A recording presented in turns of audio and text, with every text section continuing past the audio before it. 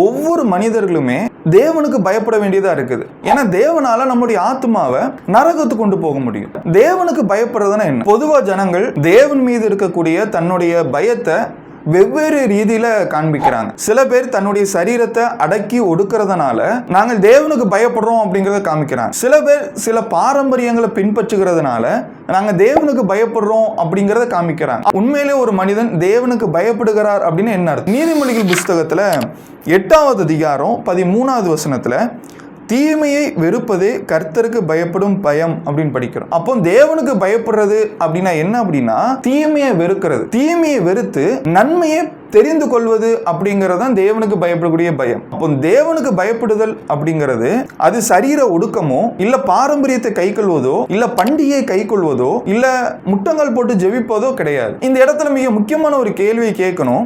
என்ன அப்படின்னா இது தீமை இது நன்மை அப்படின்ட்டு நம்ம எதை வைத்து பிரித்து பார்க்கறது? ஏன்னா பிரிக்கிறதுக்கு ஒரு சட்டமோ அல்லது பிரிக்கிறதுக்கு ஒரு உபதேசமோ இருந்தால் தான் இது நல்லது இதை நம்ம செய்யணும் அப்படின்ட்டும் இது தீமை இது செய்யக்கூடாது அப்படின்னு நமக்கு தெரியும்.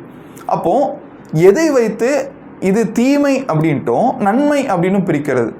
2 தீமோத்தேயு புஸ்தகம் 3வது அதிகாரம் 16வது வசனம் 17வது வசனத்தில் ஒவ்வொரு கிறிஸ்தவரும் புதிய ஏற்பாட்டின்படி நடக்க வேண்டியதாக இருக்குது. இந்த புதிய ஏற்பாட்டு சட்டங்கள் தான் ஒரு மனிதன் செய்ய வேண்டிய நல்லது என்ன அப்படிங்கறத குறித்து நம்மளுக்கு போதிக்குது. அப்போ புதிய ஏற்பாட்டு சட்டத்தின்படி ஒருத்தர் வாழும்போது அவர் தேவனுக்கு பயந்தவரா இருக்கிறார்.